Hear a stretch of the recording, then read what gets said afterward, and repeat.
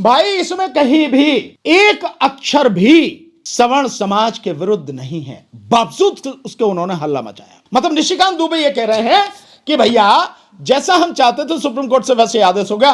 तो ये बात ये भी सिद्ध करती है कि सुप्रीम कोर्ट भी भैया उनके इशारे पे काम कर रही है। हालांकि हम तो बहुत पहले से जानते हैं इस बात को। सब कुछ वेल स्क्रिप्ट है, ये पूरा ड्रामा बहुत तरीके से लिखा गया है। और इस ड्रामे में किस किस को फांसा जाएगा, किस किस को जो है शोर मचाने के लिए आगे लाया जाएगा, किसी को जानबूझकर, किसी को अनजाने में, भाई अब तू भी आएगा, जब इधर से लगेगी लठ तो दूसरा वाला चीखेगा। ये सब कुछ सरकार ने किया है, कराया है, ये सब कुछ सरकार का किया धरा है। लेकिन इससे कुछ बातें बहुत गंभीर निकल कर आई हैं। और विशेषकर कल सुप्रीम कोर्ट द्वारा इस पर स्टे लगाने के बाद और सुप्रीम कोर्ट ने जिस तरह की टिप्पणियां की हैं इस मामले को सुनते हुए कि इससे जातिवाद बढ़ेगा।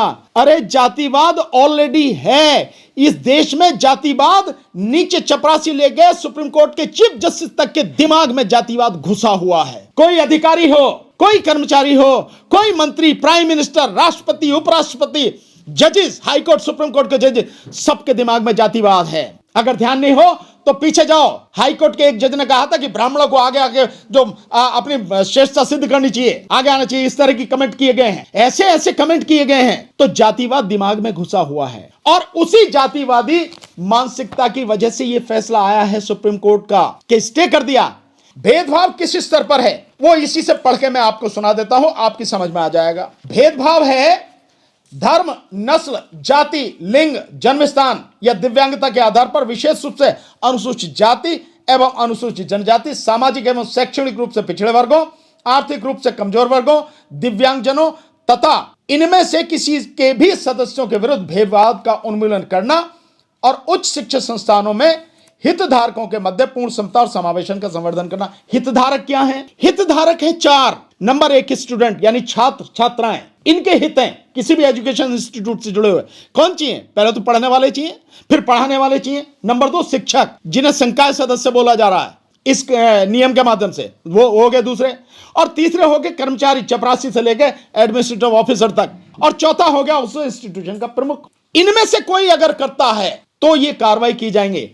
अब एक बात इसमें आप देखिए, इसमें यह नहीं कहा गया कि अगर कोई भी कर्मचारी, कोई भी स्टूडेंट, कोई भी प्रोफेसर या हेड ऑफ द इंस्टीट्यूशन भी अगर करता है तो आपने इंस्टीट्यूशन को तो कर दिया कि उसके खिलाफ यह कार्रवाई होगी। उस व्यक्ति के खिलाफ क्या कार्रवाई है? कोई कार्रवाई नहीं है इस नियम में उसके खिलाफ। यानी अगर कोई एक छात्र किसी छात्र के साथ में बदतमीजी करता तो उसकी जिम्मेदारी इंस्टीट्यूशन की तो है, इंस्टीट्यूशन को तो पनिशमेंट मिल जाएगा। उसको क्या मिलेगा? ऐसा कोई प्रावधान नहीं है। कोई प्रोफेसर ऐसा करता है, जबकि लगातार प्रोफेसर ऐसा करते हैं, उनको क्या होगा? उनको कोई दंडित नहीं है इसमें। अगर हेड ऑफ द इंस्टीट्यूशन यानी प्रिंसिपल करे, वाइस चांसलर करे, रजिस्ट्रार करे, उनको क्या होगा? उनके लिए कोई प्रावधान नहीं है, किसी भी दंड का कोई प्रावधान नहीं है। यह है इसकी स्थिति। लेकिन बावजूद उसके ये सब कुछ किया गया। और इस कैसे किया गया? इसे बनाने वाली कौन है? सरकार। और जो आंदोलन किया उस आंदोलन को करवाने वाली कौन है? सरकार, आरएसएस। और सुप्रीम कोर्ट से जो स्टे मिला है वो स्टे भी कैसे मिला है? मैंने सुना निशिकांत दुबे यूं कह रहा था कि भाई जैसे हमने चाहा वैसे ही हो गया। सही है ये बात?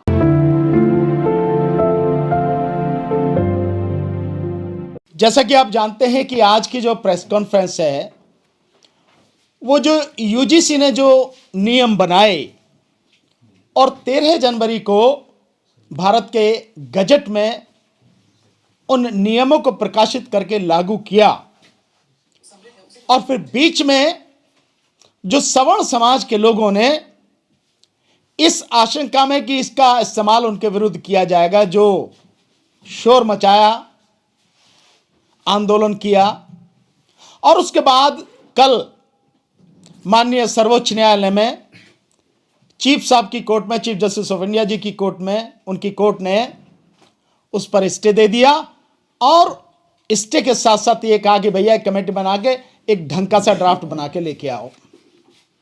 ये जो बातें हुई हैं उसी के परिप्रेक्ष्य में मैंने आज ये प्रेस कॉन्फ्रेंस बुलाई है। आप आए, धन्यवाद। तो मैं आपको ये बताना चाहता हूं साथियों, देखिए ये वो गजट है, आपने दिखाया हुआ भी है, ये हिंदी और इंग्लिश दोनों में है और 8 पेज का है ये। इसको जब मैंने पूरी तरह से पढ़ा और समझा तो मैंने ये पाया कि इस गजट में छापे गए यूजीसी के जो नियम हैं, जिनको कहा गया है कि विश्वविद्यालय अनुदान आयोग उच्च शिक्षा संस्थानों में समता के संवर्धन हेतु विनियमन 2026, इसमें ऐसा कुछ भी नहीं है जिसे सवर्ण समाज के विरुद्ध कहा जाए या माना जाए। एक अक्षर भी इस पूरे नियमों में, इस गजट में एक अक्षर भी सवर्ण समाज के विरुद्ध नहीं है। पर सवर्ण समाज का कहना है कि इसका इस्तेमाल उनके विरुद्ध किया जा सकता है, संभावना है। जबकि हकीकत यह है कि अभी तक उनके विरुद्ध कोई किसी चीज का इस्तेमाल करना तो बहुत दूर की बात है, सब कुछ उनके हक में ही किया गया है। पर फिर भी इसको लेकर हल्ला मचाया गया और हल्ला मचाने का परिणाम सामने आया। सुप्रीम कोर्ट में पिटीशन फाइल हुई, कल सुप्रीम कोर्ट से स्टे हो गया। आखिर इसमें है क्या?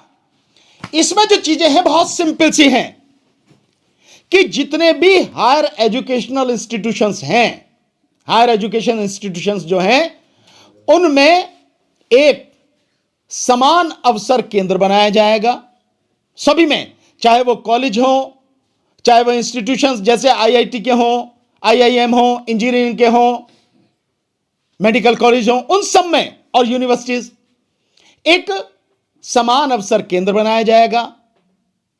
उस इंस्टीट्यूशन का जो मुखिया होगा वो उसका हेड होगा और फिर उसी के अंदर एक समता समिति बनाई जाएगी।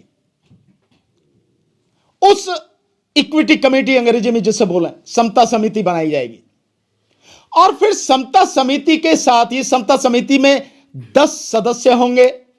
कौन कौन 10 सदस्य होंगे? जो वो हायर एजुकेशन इंस्टीट्यूशन है, चाहे स्कूल, चाहे कॉलेज, चाहे इंस्टीट्यूशन और चाहे यूनिवर्सिटी, उसका पदेन अध्यक्ष होगा। उसके अलावा 3 उसमें प्रोफेसर्स होंगे। उसके अलावा एक वहां का जो कर्मचारी हो, चपरासी से लेके एडमिनिस्ट्रेटिव ऑफिसर तक, उनमें से कोई भी एक व्यक्ति उसका मेंबर होगा। तो 5 हो गए। उसके बाद में 2 होंगे स्टूडेंट्स, 2 होंगे उसमें जो सिविल सोसाइटी के लोग हैं, और एक उनमें होगा जो समान अवसर केंद्र है। उस समान अवसर केंद्र का जो समन्वयक है, कोऑर्डिनेटर जिसको बोल रहे हैं, समन्वयक। और समन्वयक कौन है? जिस भी इंस्टीट्यूशन में होगा उसका जो परमानेंट प्रोफेसर हैं या जो सीनियर प्रोफेसर हैं वो समन्वयक होंगे। वो उसके पदेन सदस्य सचिव होंगे। ये 10 लोग हैं। इसमें सिर्फ इतनी सी बात की गई है कि इनमें से एससी, एसटी, ओबीसी और फिजिकली हैंडीकैप और साथ में इकोनॉमिकली जो बैकवर्ड क्लास हैं, ईडब्ल्यूएस, उनका प्रतिनिधित्व होगा। यानी आप मान लीजिए कि एक एक व्यक्ति इनका हो गया तो 5 तो ये हो गए। इसमें किसी भी एक का कहां, इसमें जो है बहुमत है। अब रहे बाकी 5, तो इंस्टीट्यूशंस उनके जो हेड हैं, तो भाई 99% इंस्टीट्यूशन के हेड तो सवर्णी समाज के लोग हैं। इसके बाद चाहे वो कॉलेज हो, चाहे आईआईटी हो, आईआईएम हो या यूनिवर्सिटीज हो, यूनिवर्सिटीज के सारे वीसी जो हैं, वाइस चांसलर, वही हेड होगा। तो वाइस चांसलर तो सारे के सारे आरएसएस के आदमी हैं। तो कौन है वो लोग?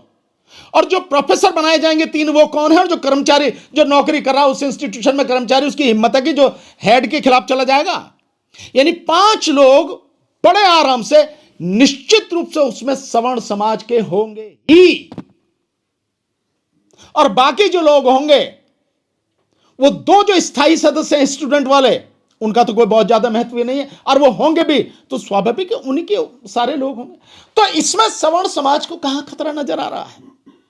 अब इसके अलावा, इस समता समिति के अलावा उसमें जो बनाया जाएगा, उसमें उन्होंने लिया है समता एम्बेसडर्स, और उससे पहले समता एम्बेसडर से भी पहले एक और उसमें बनाया गया है समता स्क्वाड।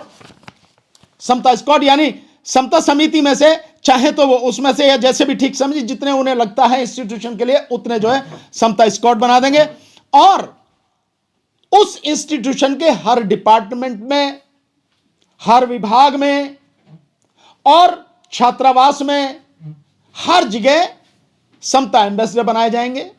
एक तरह से यूं समझ लो कि जैसे स्कूल में क्लास में मॉनिटर बना दिया, हर क्लास में मॉनिटर है भाई, ये बना दिया, ये बनाए जाएंगे। और ये जो है सब कुछ, इसके लिए वेबसाइट इस्तेमाल होगी। साथ में एक समता हेल्पलाइन बनाएगी जो 24 घंटे काम करेगी, यानी कि किसी के खिलाफ कुछ भी होता है तो आप उस हेल्पलाइन पे बताइए। कहीं भी किसी के खिलाफ होता है, वो अपना नाम गुप्त रखना चाहे तो वो भी रख सकता है, और जैसे ही शिकायत आएगी उस शिकायत पर जो समता समिति है 24 घंटे के अंदर उस समता समिति को उस पर मीटिंग बुलानी पड़ेगी, और 15 वर्किंग डे, जो कार्य दिवस है 15, उनमें अपनी रिपोर्ट उसे देनी पड़ेगी, तैयार करके वो रिपोर्ट देंगे। उस रिपोर्ट की कॉपी जो पीड़ित व्यक्ति है उसको भी भेजी जाएगी, और उस रिपोर्ट की copy head of the institution जो है उसको दी जाएगी। और उसके बाद अगर पीड़ित व्यक्ति यह समझता है कि भाई इसमें जो है मैं जो मेरे खिलाफ जाती हुई है, कहीं उस तरह से मुझे वो बात इसमें कही नहीं गई है, तो इसके लिए अपील कर सकता है। 30 दिन का उसका अपील का टाइम है, अपील कर सकता है। वो अपील कहां करेगा? वो अपील करेगा लोकपाल के पास। लोकपाल कौन है? लोकपाल का इंतजाम भी इसी में किया हुआ है कि भाई किसे आप लोकपाल कौन? वो लोकपाल वो नहीं जिसके लिए अन्ना हजारे ने जो ढोल पीटा था, शोर मचाया था, वो वाला लोकपाल नहीं। लोकपाल यह है कि विश्वविद्यालय अनुदान आयोग छात्रों की शिकायतों का निवारण विनियमन 2023 में जैसे जैसे समय पर संशोधित हुआ, उसमें जो लोकपाल वो बनाएंगे उस लोकपाल के पास जाएगी, और 30 दिनों में उसे अपनी अपील का निपटान करना पड़ेगा। अब अगर ये आरोप सही पाए जाते हैं तो दंड मिलेगा। दंड किसको मिलेगा? दंड मिलेगा उस इंस्टीट्यूशन को, उस इंस्टीट्यूशन के हेड को भी नहीं मिलेगा, उस इंस्टीट्यूशन को मिलेगा। क्या दंड मिलेगा? यूजीसी की योजनाओं में भाग लेने से वंचित कर दिया जाएगा उस इंस्टीट्यूशन को, उस कॉलेज को, उस महाविद्यालय को, उस यूनिवर्सिटी को।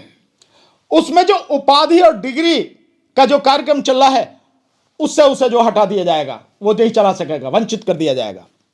नंबर 3, मुक्त एवं दूरस्थ शिक्षा ओडीएल और ऑनलाइन माध्यम से कार्यक्रम संचालित करने से वंचित कर दिया जाएगा, मना कर दिया जाएगा, आप नहीं कर सकते भैया आप ये दूरस्थ शिक्षा जो है। यूजीसी अधिनियम 1956 की धारा 2(च) और 12(b) के तहत रखी गई उच्च शिक्षा संस्थानों की सूची से उसे हटा दिया जाएगा।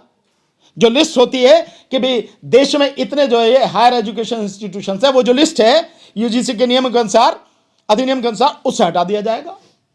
ठीक सर, इनमें से कोई एक या इनमें से एक से ज्यादा उसको जो है ये जो दंडित है वो किया जाएगा इन कार्रवाइयों से।